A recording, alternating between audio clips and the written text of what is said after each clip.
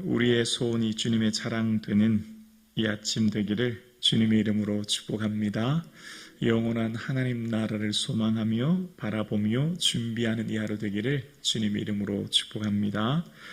바울의 삶에 큰 고통이 있었던 것은 내 고륙 친척을 위해 내가 저주를 받아도 내가 원하는 바다라고 얘기했던 것은 사도 바울의 목적, 삶의 의미는 딱 한 가지였습니다. 바로 예수님의 복음, 그 구원을 선포하는 것이었습니다. 로마서에 끊임없이 얘기하는 주제는 딱 한 가지입니다. 바로 구원이죠. 의롭다 칭함받는 겁니다. 우리가 오늘 살아가는 우리 시대에 우리의 관심들이 너무나 많고 이 시대에 우리 많은 사람들의 소원이 너무나 많은 시대를 살고 있습니다. 여러분, 이 시대에 우리의 바램과 간구, 그 모든 것들 중에 첫 번째가 하나님이 주신 그 구원의 은혜를 바라보고 소망하고 준비하고 기대하는 삶. 그래서 우리의 삶의 보배는 하나님 나라 그 영원한 영광이 될 수 있기를 주님의 이름으로 축원합니다. 그래서 사도 바울은 오직 그 하나님 나라, 그 천국, 그 영원한 영생, 그 소망이 그의 삶의 전부였어요. 그의 관심의 모든 것이 바로 하나님 나라였습니다. 그래서 사도 바울의 인생에 그것을 위해서는 내 생명도 귀히 여기지 않는다라고 얘기했고, 너희 영혼을 위해 내 재물을 아끼지 않고 내 영혼을 재물을 허비하고 내 영혼을 아끼지 않은 것은 하나님이 나를 너희보다 덜 사랑하겠느냐라는 고백 속에서 사도 바울의 모든 관심은 오직 하나님 나라였습니다. 그리고 그 나라를 위해 재물, 생명, 삶을 다 드렸던 겁니다. 왜 사도 바울은 이만큼 하나님 나라가 귀중하게 여겨졌을까요? 사도 바울이 삼층천을 체험하고 그 말할 수 없는 영광을 경험했던 바울의 삶에 이 세상보다 이 세상을 떠나 주와 함께하는 것이 훨씬 좋다는 것을 알게 되었거든요. 오늘 예배하는 저와 여러분의 삶에 관심이 어디에 있습니까?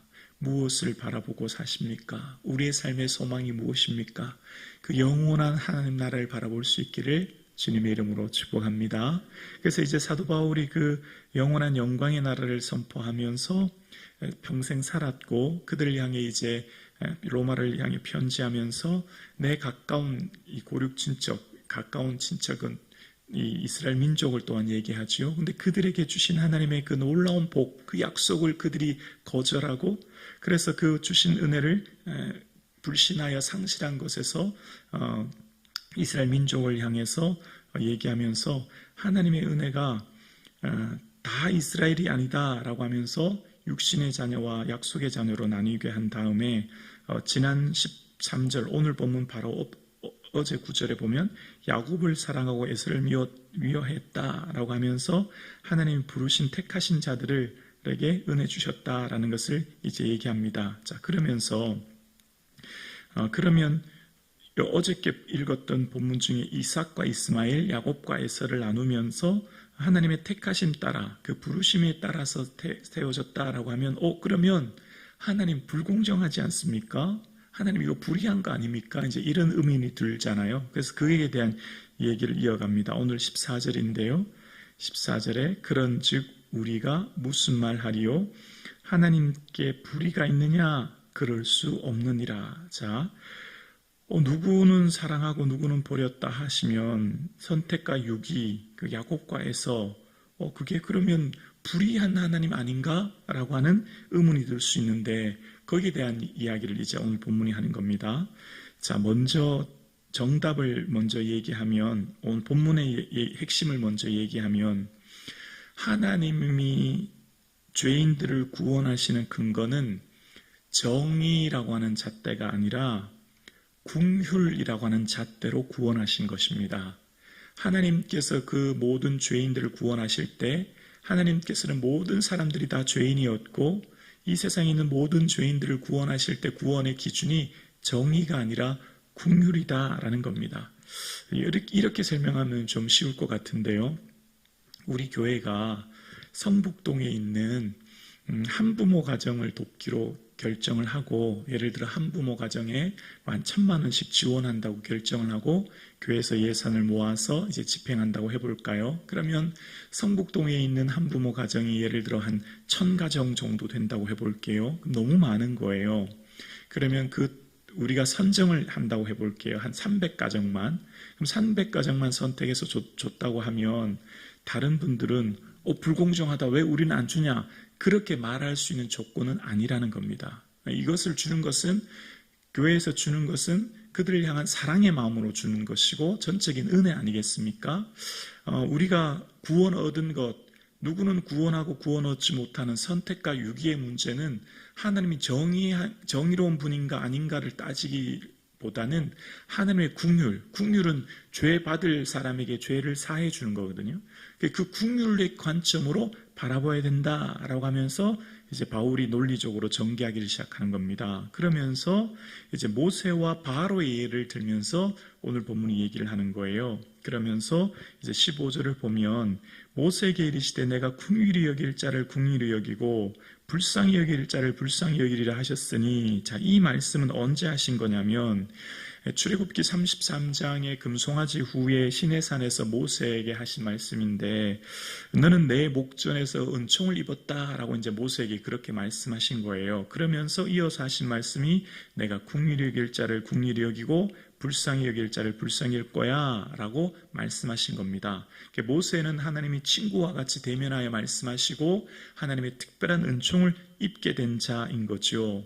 근데 모세가 그런 은총을 입은 것, 그리고 이후에 이스라엘 백성들이 애굽에서 부르짖어서 하나님이 구원해 주신 것, 거기에는 그들이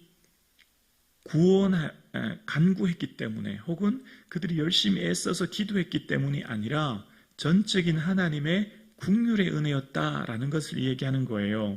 그러면서 16절을 보면 16절에 그런즉 원하는 자로 말미암지 말미암도 아니요 다른 박질하는 자로 말미암도 아니요 오직 긍휼히 여기시는 하나님으로 말미암음이니라. 자, 모세가 하나님 앞에 은총을 입어서 긍휼히 받은 것, 그리고 이스라엘 백성들이 가나안 땅에서 하나님의 은혜로 그들이 구원받은 것은 그들이 원해서, 그들이 열심히 노력해서, 그들이 열심히 기도해서가 아니라 하나님의 전적인 긍휼의 은혜로 그들을 이미 선택하셨고 그들을 인도하셨기 때문이란 걸 이야기하고 계신 겁니다.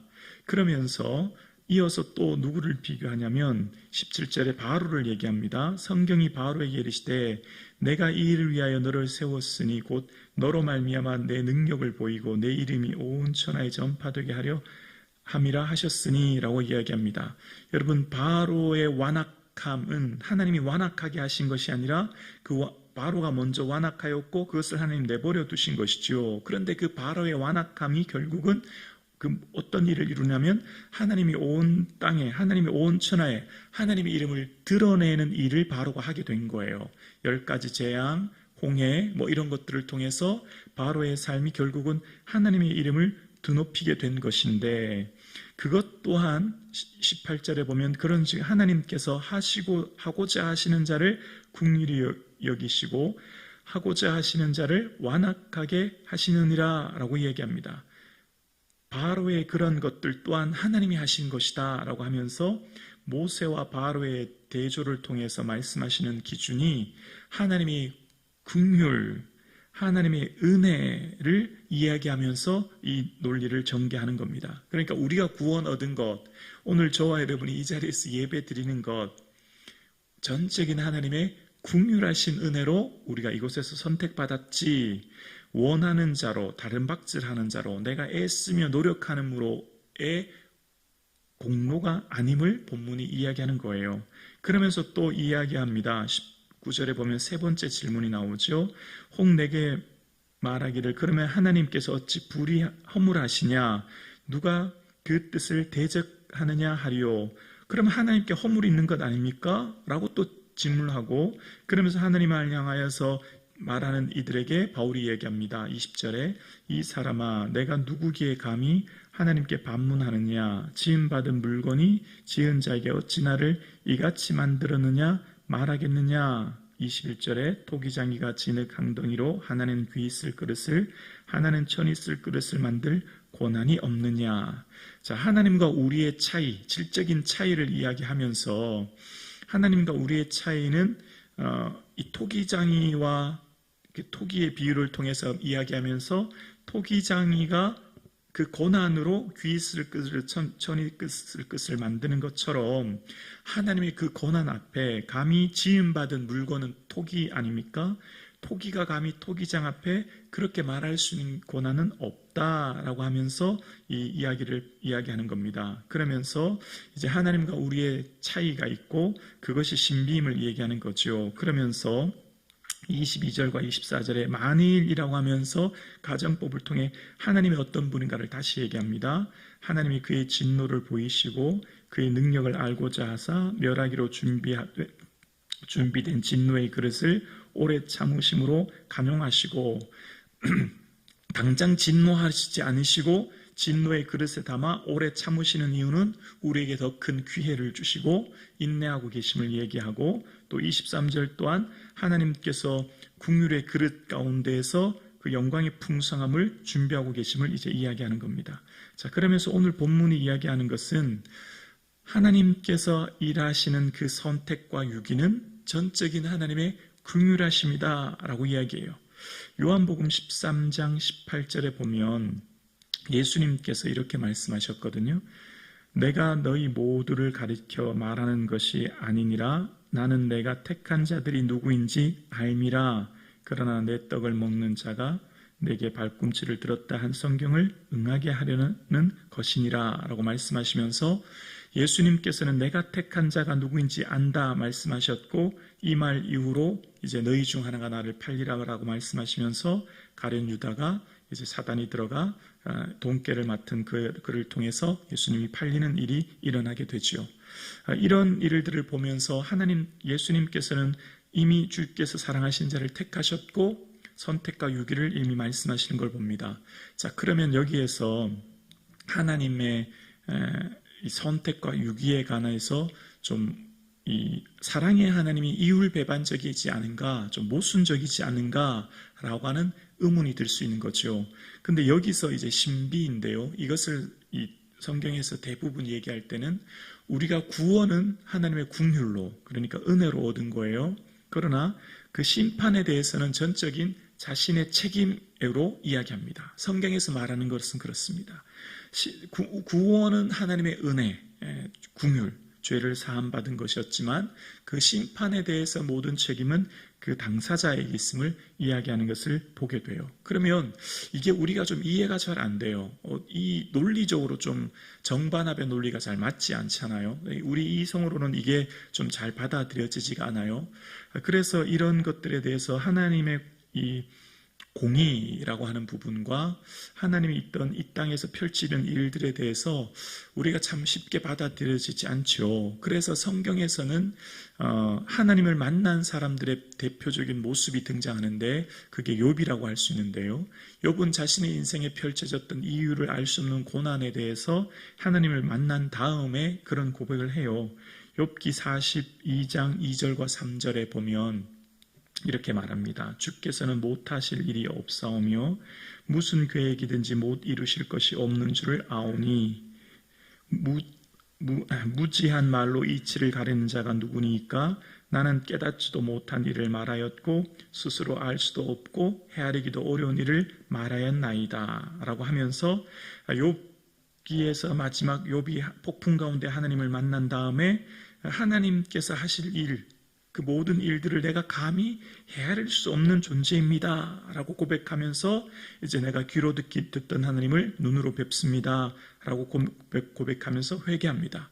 그러니까 이것은 이게 어떤 논리적으로 풀고 이야기해야 될, 그 어떤 이성적으로 풀어야 될 수 없는 하나님과 우리의 어떤 질적인 간극이 있고 그것을 신비라고 표현하는데요.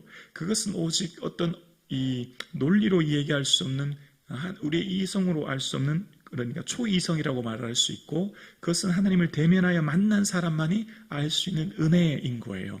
마치 욥이 하나님을 만난 후에 그 하나님의 은혜를 깨닫듯이. 그래서 성경에 등장하는 이런 말씀을 우리가 참 이해하기 어려운 말씀이 많은데요. 그러나 이것은 하나님 은혜를 깊이 경험하고 주의 안에 머무를 때 깨닫고 알게 되는 신비의 은혜임을 알게 됩니다. 그래서 오늘 예배하는 우리의 모든 삶이 전적인 하나님의 은혜임을 기억하며 그 은혜에 깊이 적셔져 있는 그 은혜 안에 머물러 있는 저와 여러분 되기를 주님의 이름으로 축원합니다.